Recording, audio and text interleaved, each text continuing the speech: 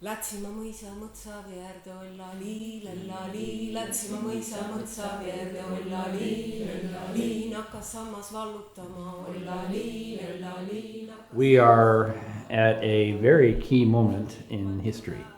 You are very fortunate to have been born into this moment because you will get to witness it and perhaps contribute to it. We have a very powerful potential to heal and really bring change. This is a really important group of people working in transition permaculture and eco-villages. Yes, we still love to sing songs, we love to hold hands, but we're also, we're ready to speak in front of thousands of people and give a very professional presentation. All these are things where we can not only show words, but where we can show experiences that have lasted sometimes over 40, 50 years. Your life becomes a permanent workshop and you can make heaven or hell out of it. We've fundamentally misunderstood who we are as a species and what our relation is to the other than human world.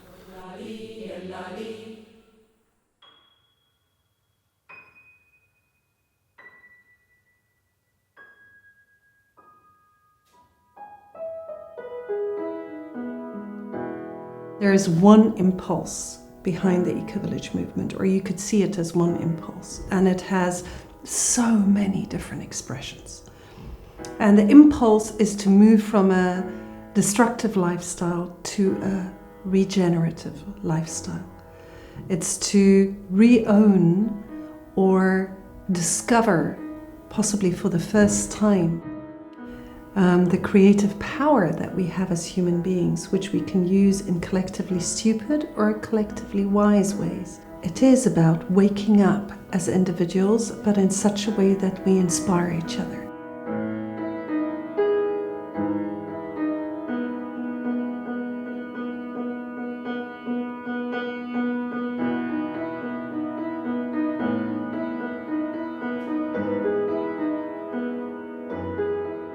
We believe that the only real change is people to people, when people actually change mentality and change behavior.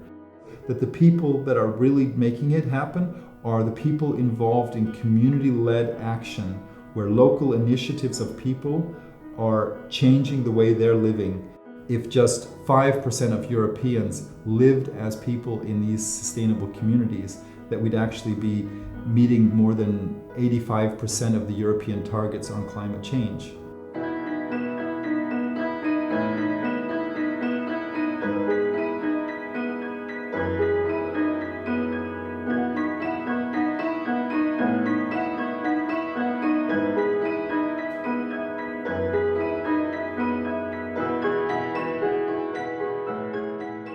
Communities are the places where we take care of our environments together. Systems come and go. We can fight them. Sometimes it's really worthwhile, sometimes it's not really worthwhile. But what we can do is we can transform realities through our communities.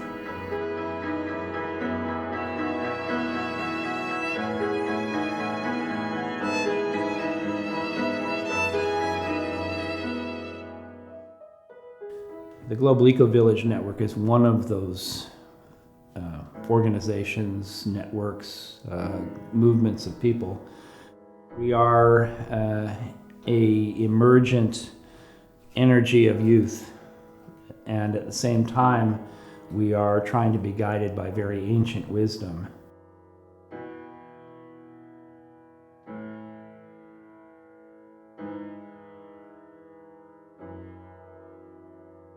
GEN is a unique organization that has a global structure, a global network of peers. And we have different cooperation programs to try to replicate eco-villages and encourage more eco-villages in every part of the world.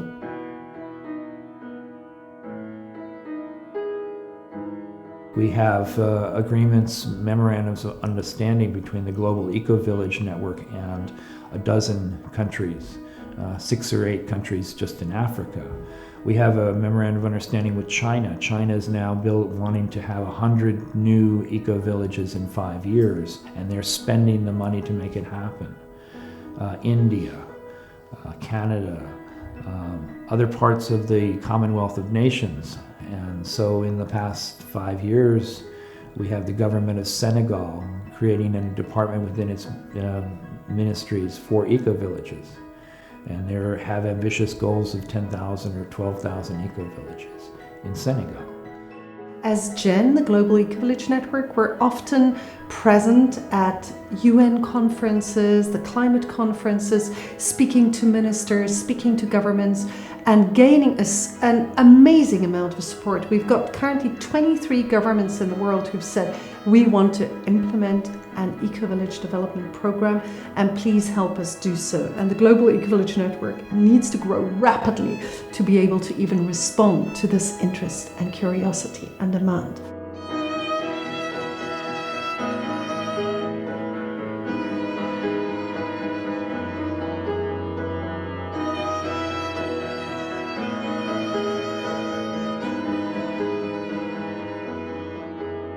More and more eco-villages are born every day.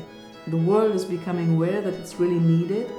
And I think that in the past, for example, it has been looked at a little bit as a hippie movement, where people were far away from mainstream society. And I think that this distance is becoming smaller and smaller nowadays. This is also why more and more traditional villages all over the world try to become and are applying to be eco-villages.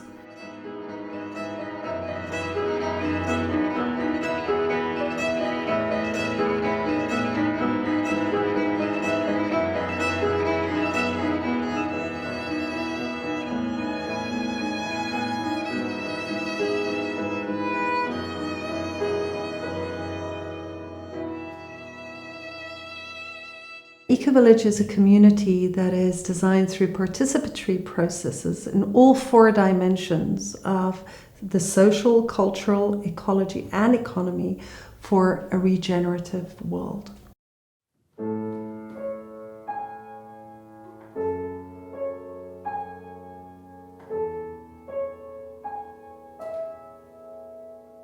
The good about living in community is that you have a lot of inspirations, and inspirations create new thought patterns and it's a very creative process. So you meet many people and you learn a lot. All I can do today, I learned from people in my community life, basically everything. And the bad thing is that there can be also a lot of distraction in that, because you're reacting to each other. You're not coming from the deepest level in your daily life. We also have a daily life, and we have lots of things to do and lots of legal things to fulfill if you run a seminar center or something like that. So we can lose track in that. And it's sometimes painful that I can't just do what I think is right, but I have to talk and find a compromise or find a good solution together with others. But most of the time I think it's great.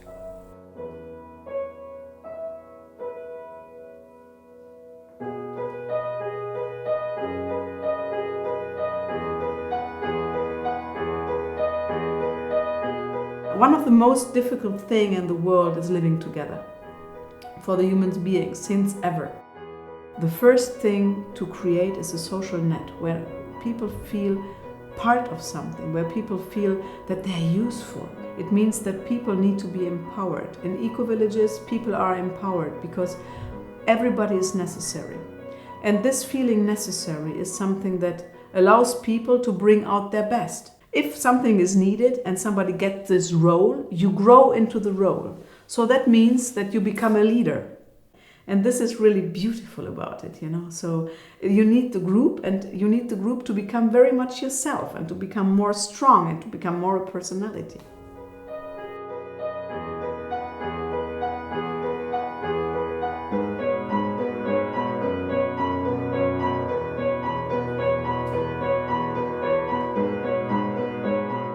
So at the economic level, like transparently, there are many drivers of dysfunction. The way we create money, the revolving door between corporations and government, the capture by corporations of democracy. There are so many things we could point to. But two things specifically economically that simply need to be reversed are in the realms of subsidies and what we call externalities. So the subsidies, again, this is the revolving door between big business and government, that we're effectively subsidizing the destruction of the planet.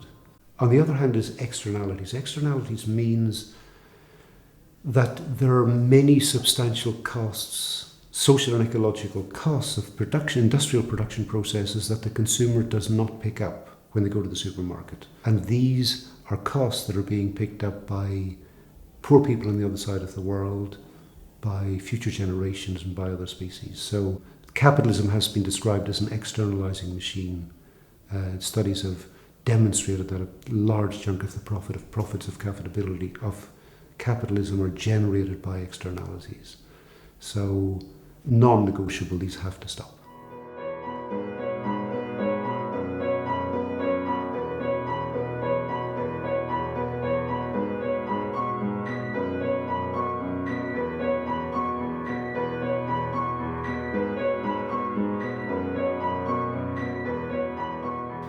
I think there's a mistake that we make commonly of thinking that economy and ecology are opposite.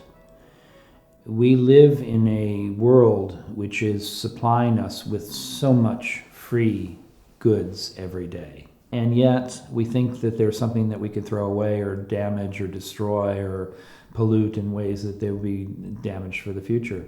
That's a bad economic system. That should not be. And the reason is because we don't place the value where it belongs. There's a lot of false information out about the efficiency of industrial agriculture, and one assumes what is profitable, but what is profitable with EU subsidies and with current market situation has nothing to do with what is actually the most efficient way to produce food for people. We actually need people growing food much closer to wherever they are, be it in the city or be it in the countryside. We need people to produce local healthy food where they are. We simply don't have the energy to continue this system of industrial agriculture. As communities, we can come together and redesign living systems. So I know what happens to my waste, yeah. We recycle everything we wear, we produce more energy decentralized than we need. We grow our own food, 80% of our vegetables. We buy source food locally. And with very small solutions like that, you can change village life, you can change life in a neighborhood. And none of these are extraordinary solutions. They're all super simple. We could implement them in a neighborhood in Berlin.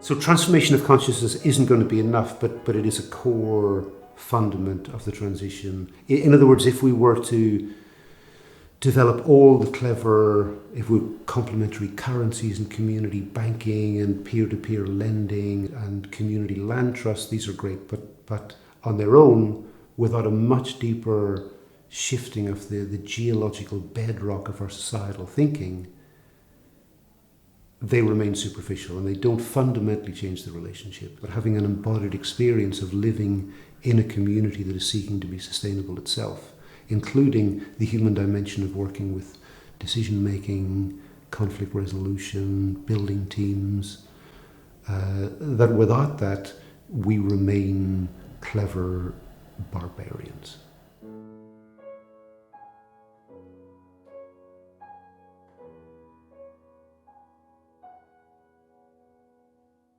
So I feel that by remembering this, by going back to the times of the circle, the times of the fire, and creating allies, not only African people going back to the roots, because the Europeans as well had this not so long ago, but all of us coming together, we have a very powerful potential to heal and really bring change to this world and bring change to what has been broken, fix what has been broken, but together.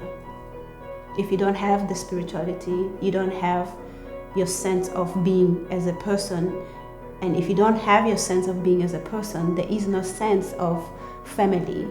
You are taking away the divinity, the connection between earth and Umvelimati, which is the source of all that is. And you leave a person disempowered. And you are able to do this from generation to generation to generation.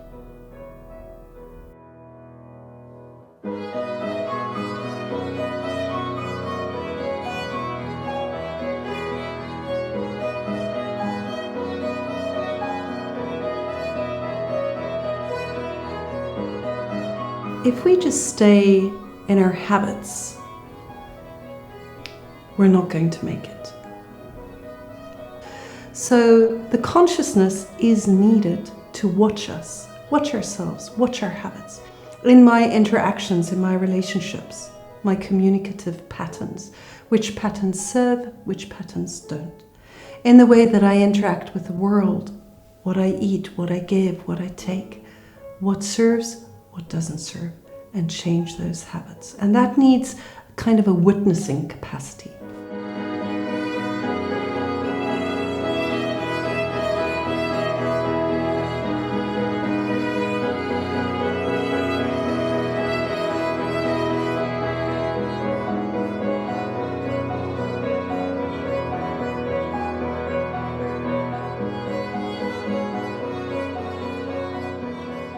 When you really do sincerely believe that I want to eat healthy food, I want to have a healthy life, I want to have a genuine relationship with my family and the people around me, when I really want to take my responsibility for the environment around me, for future generations, then automatically you will adapt new behaviors.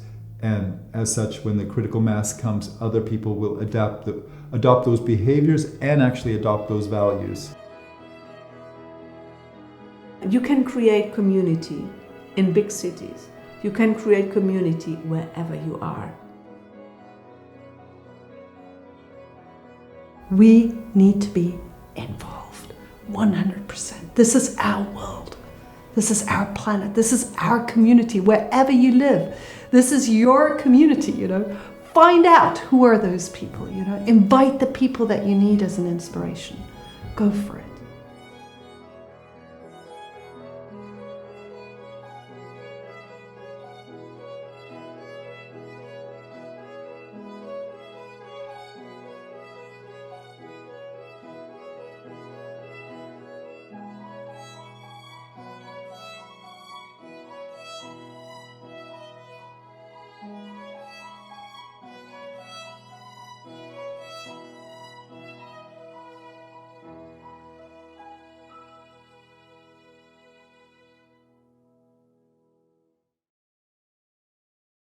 Paakse hamoita, paakse hamoita, paakse hamoita, kehi oikemata tahem. Ana o wakema, ana tanahema, paakse hamoita, kehi oikemata.